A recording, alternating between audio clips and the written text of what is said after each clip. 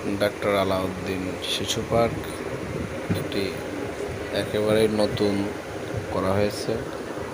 অনেকেই জানেন না যে ডাক্তার আলাউদ্দিন শিশু পার্ক হয়েছে চড়াইকুল। এখনও ভিতরের কাজ চলছে, তবে শিশু পার্কটি অত্যন্ত সুন্দর এবং মনোরম, যা একবার ঢুকলে আপনার চোখ জুড়িয়ে যাবে।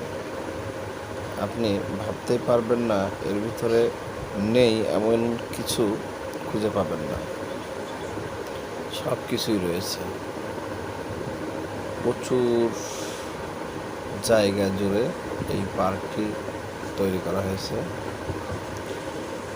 চড়াইকুল ডাক্তার আলাউদ্দিন শিশু পার্ক দেখুন কত সুন্দর। দেখুন এটি মেট্রো রেল, ঠিক মেট্রো রেল ডিজাইনে। এবং আপনি বহুত শিশু পার্ক ঘুরেছেন হয়তো, কিন্তু এরকম ট্রেন দেখেননি। এত সুন্দর ট্রেনের সিট ক্যাপাসিটি সুন্দর। অন্য জায়গায় ট্রেনের সিট হয়ে থাকে শুধু প্লাস্টিকের, যেরকম আরএফএল চেয়ারগুলো হয়ে থাকে ওরকম, কিন্তু এখানে তা নয়, এখানে গদি। দেখুন ওপরে চরকি, মানে এখানে আমি আসার পথে ময়ূর দেখেছি, তারপরে পুকুরে বড় বড় মাছ দেখেছি। এখানে আসলে অনেক কিছু রয়েছে। যদি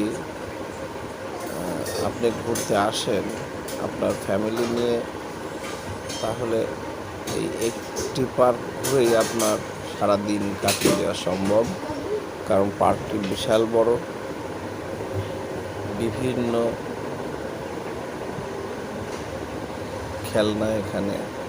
দেখুন এটি এক ধরনের খেলা, যেটি আপনার বাচ্চা চাইলে চালাইতে পারবে না, আপনাকে পাশে বসে চালাইতে হবে। যেরকম দেখুন অন্যরা তার বাচ্চা পাশে নিয়ে রাইড করছে। আবার এরই পাশে আরেকটি জিনিস দেখাচ্ছে আপনাদের, সেটি ক্যামেরায় কতটুকু দেখাবে জানি না, তবে খালি চোখে খুব ভালো দেখেছি। এটি একটি উড়োজাহাজ, যেটি আমার কাছে মনে হচ্ছে 3Dর যে বিষয়গুলো থাকে সেরকম কিছু এখানে। আপনার 200 টাকা দিয়ে ওর উপরে 200 টাকার টিকিট করে ওর উপরে উঠলে আপনি বুঝতে পারবেন।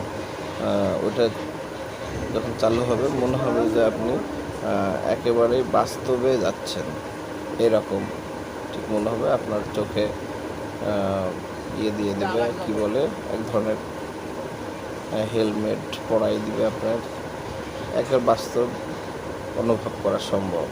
দেখুন আরও ভিতরে আরও জায়গা জুড়ে জায়গার অভাব নেই। দেখুন কত সুন্দর। যিনি এটি রং করেছেন তিনি অবশ্যই ব্রাজিলের দর্শক, সেটি বোঝাই যাচ্ছে। দেখুন কত সুন্দর। এগুলো এখনও চালু হয়নি। এই পাশটা এই যে টিকিট কাউন্টার হবে, এখানে গেট হবে। এটি আসলে পার্কেরও আর এক পার্কের ভিতরে আর এক পার্ক। অনেক জায়গার শেষ নেই।